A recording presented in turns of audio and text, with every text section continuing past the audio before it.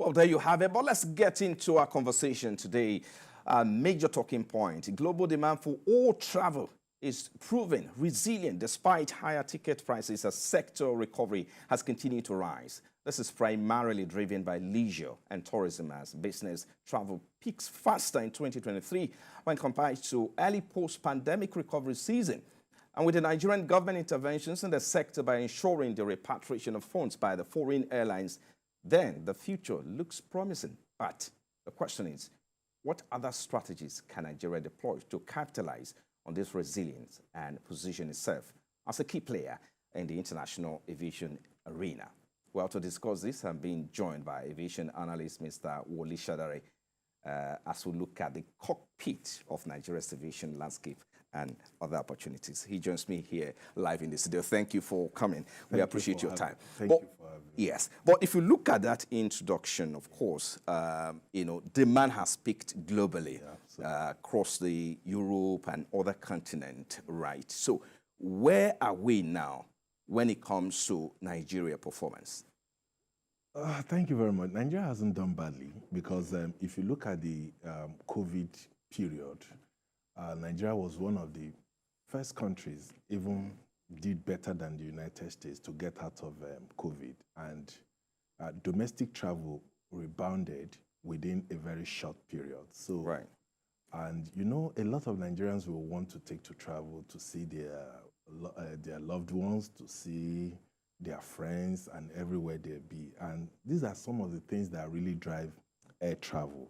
So for Nigeria, it has really rebounded. We have gotten out of COVID. And if you listen to what IATA said, the International Air Transport Association in June, that air travel is going to get to pre-COVID era by the end of this year. And we're beginning to see it. We are almost at 100% of what it was in 2019 and 2020. We're at about 90% now. So between now and January, we're going to see the sector rebound fully. And even for the domestic market, we haven't done badly. A lot of people take to air travel because of they need to go for businesses, they need to travel far and wide, despite the high cost of tickets. So people still need to travel. Yes, we can say that has also affected people who would ordinarily want to take to air travel. But you know, Nigerians, we are very resilient. We just want to do what we want to do. So air travel looks good for Nigeria. And in the next 1 month or 2 months, we're going to see the figure released by the MBS and MBS, Nigeria Bureau of Statistics, MBS, and the NCA, Nigerian Civil Aviation Authority.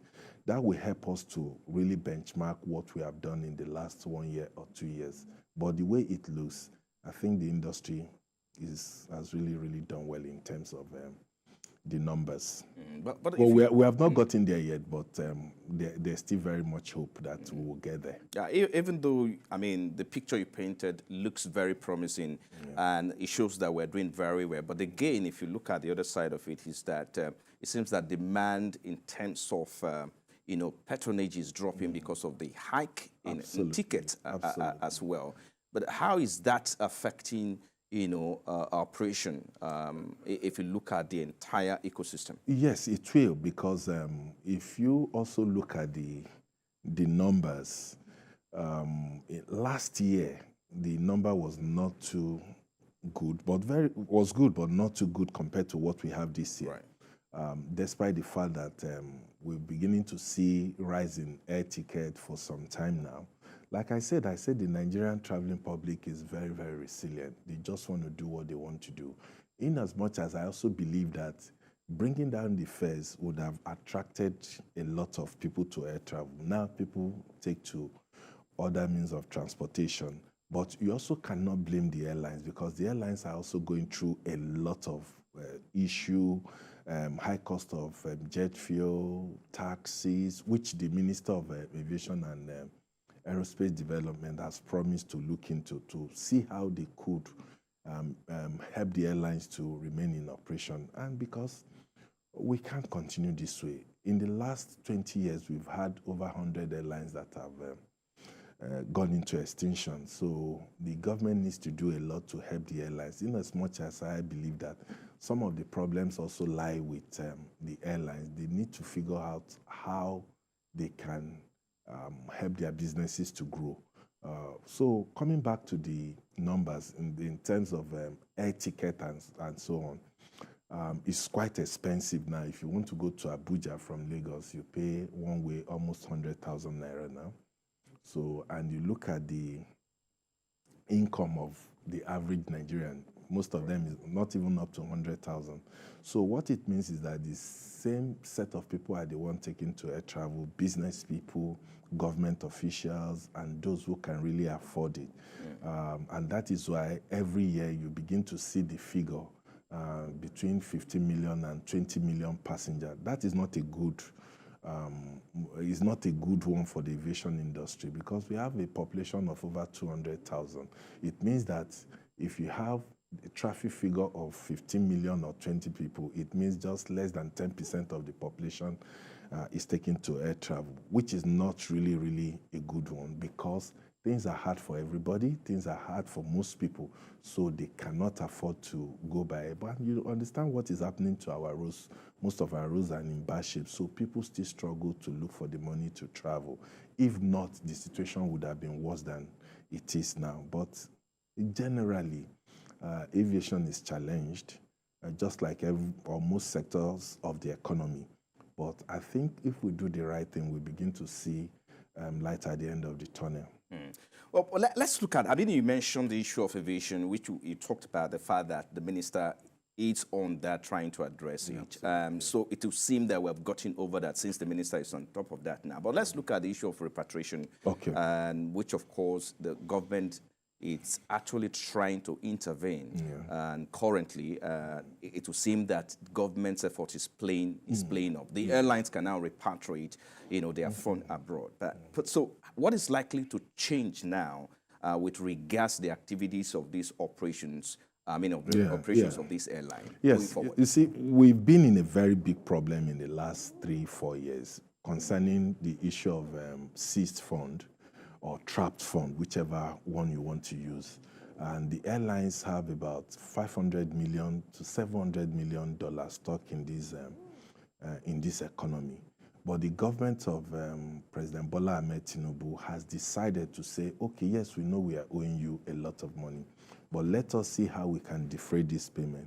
And out of the total sum of the money, I learned about 10% of that amount has been released, which is still a very small amount compared to what the airlines are owed.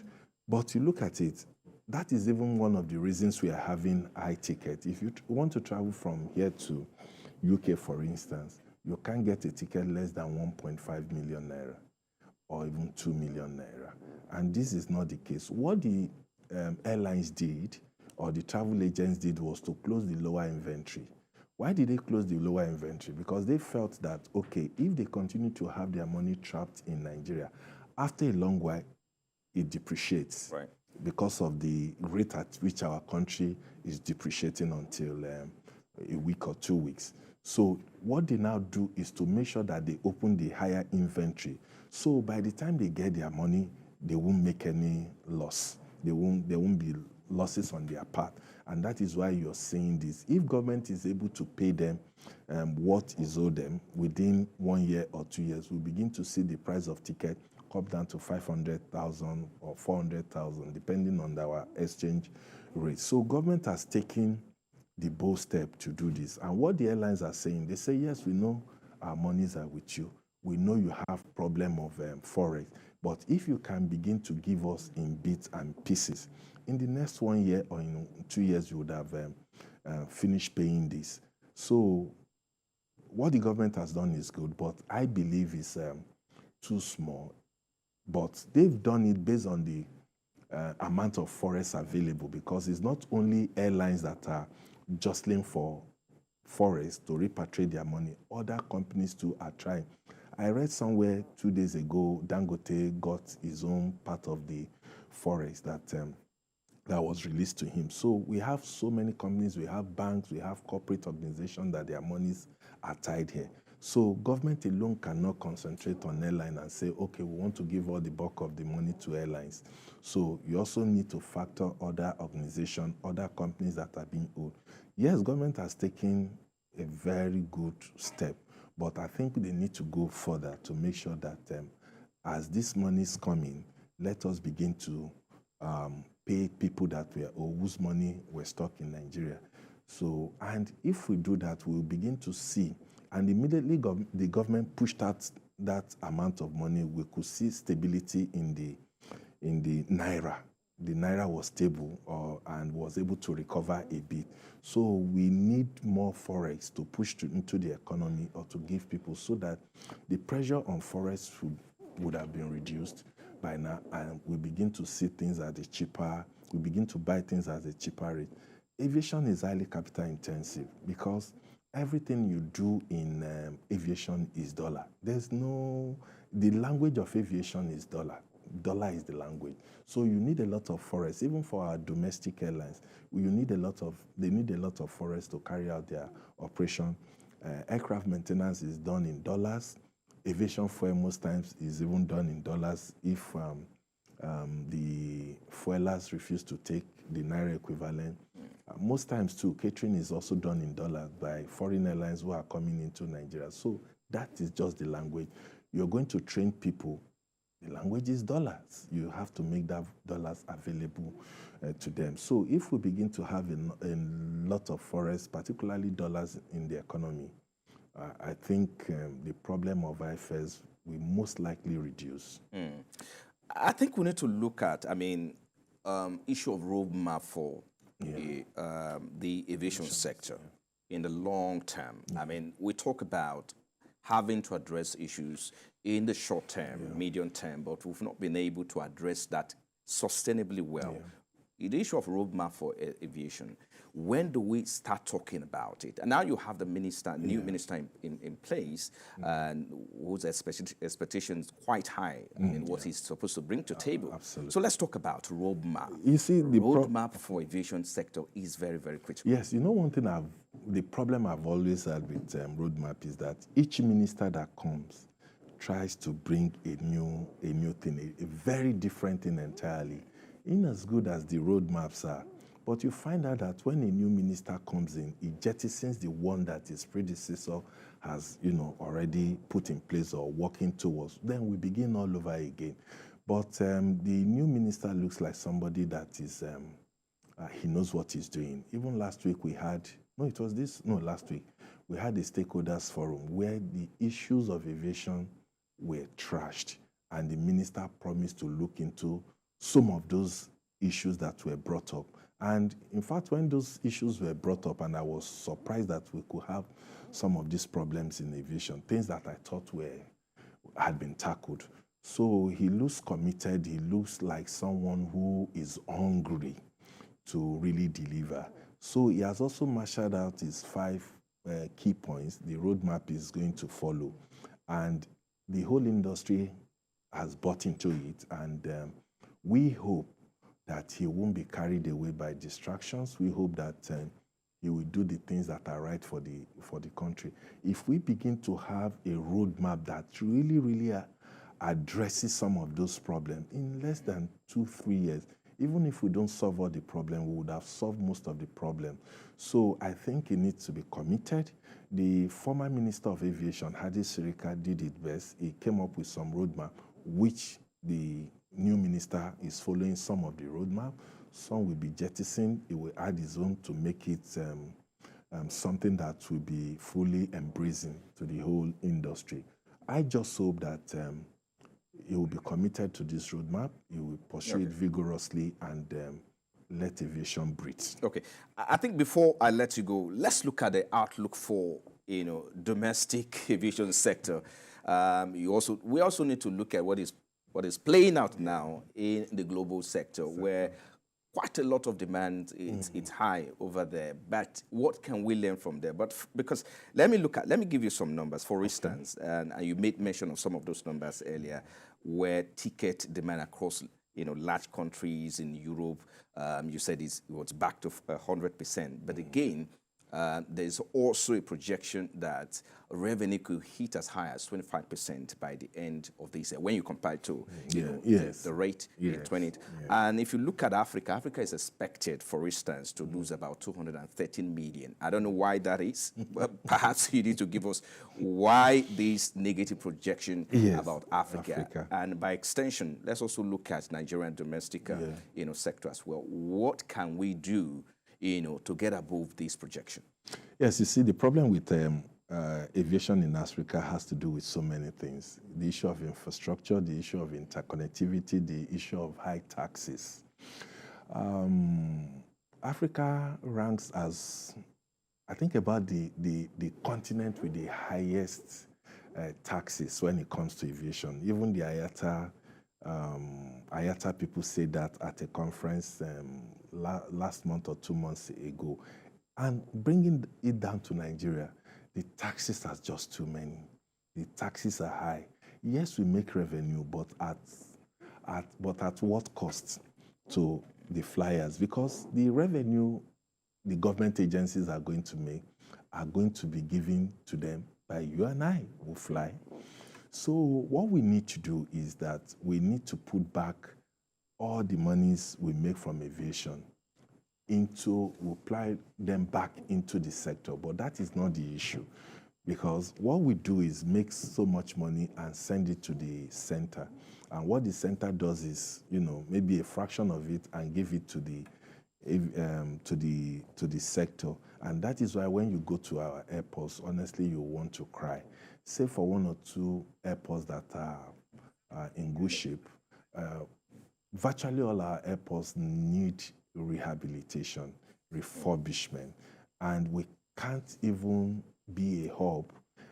Nigeria can be a hub, or Lagos can be a hub of aviation if we are not conscious of it, if we are not dedicated about it, we are not doing what we need to do.